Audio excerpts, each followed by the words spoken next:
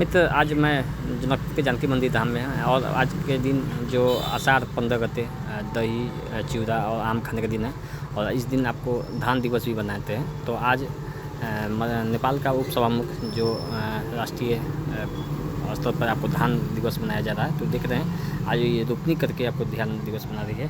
तो अभी तक चैनल को सब्सक्राइब नहीं किया तो सब्सक्राइब करिएगा, वीडियो में बने रहिएगा। मैं आपको विशेष वीडियो इस बार चैनल के माध्यम से दिखा रहा हूँ।